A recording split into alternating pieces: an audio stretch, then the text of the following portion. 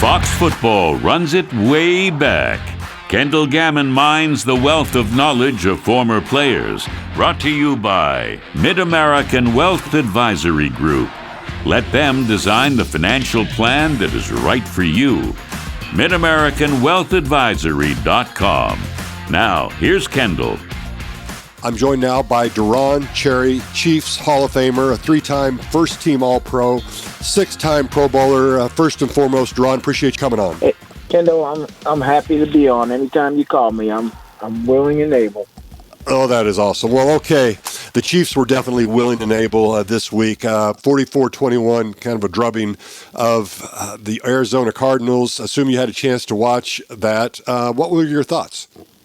Well, I thought that, what I predicted early, that this offense would have to, carry this defense early in the season while these young guys get acclimated to the speed of the National Football League and the way it's played.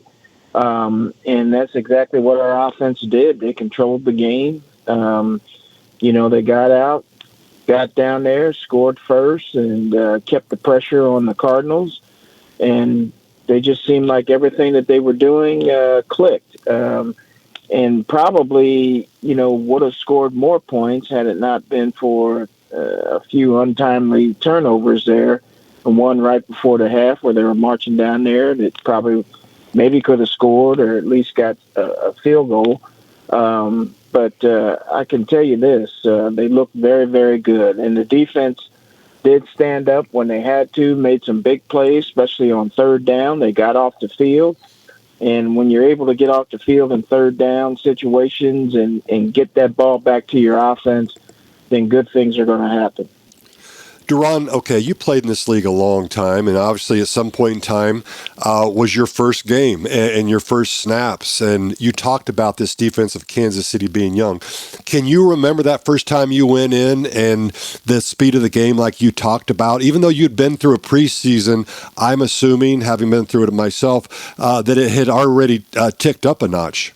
Yeah, the preseason, it's faster than when you're in college. But it's not as fast as the regular season game. It just seems like in the regular season, it just goes up a notch and gets faster because guys are, you have a game plan in place. You know what you're doing. You know what you're trying to do. So your mind just takes over and you do it. So the speed of the game is that much faster. But the other thing, too, is, you play faster as a defense. You know what your assignment is, so you're able to go out there and just react and play rather than think. And that's what the week of preparation does for you. It allows you that ability that on Sunday, instead of having to think about what you do, and you react to it, and you can play at full speed. And that's why football is so hard. Yeah, it really is. Speaking with Chiefs Hall of Famer Deron Cherry. Deron, take our listeners into the mind of a D-back and what you imagine would be going on when you're playing somebody like Patrick Mahomes. I mean, he throws off of all different angles and platforms. He throws across his body. He throws across the field, things that the coaches always preach, but he seems to have this innate ability to get away with it at a high level. How, I'm assuming this, but I'm curious your thoughts. How disconcerting is that for a defensive back, knowing that there's more weapons in there than normal?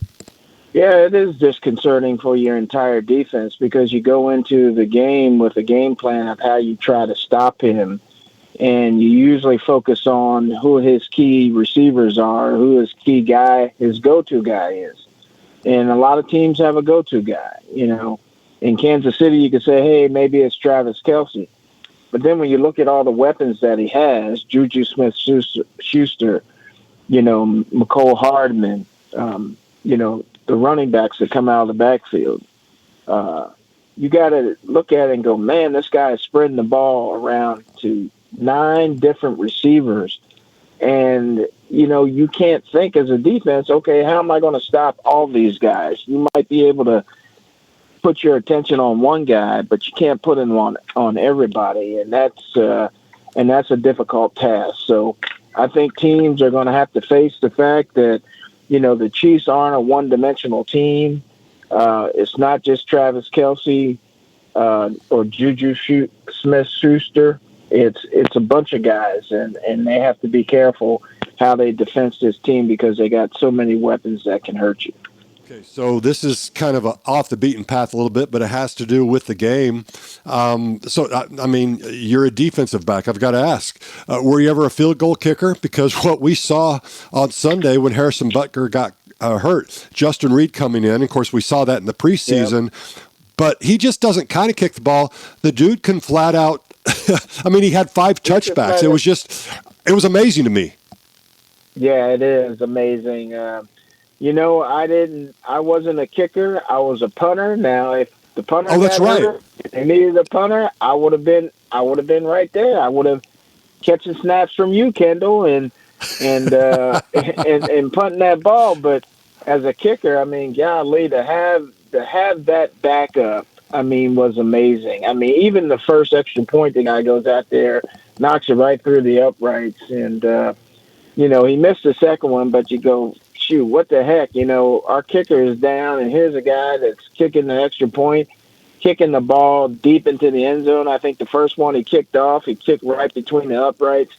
Yes. To have that flexibility and versatility is amazing, and I'm sure Dave Tobe was excited that he had somebody that could step in, and he really didn't have to have too much anxiety about replacing Butker.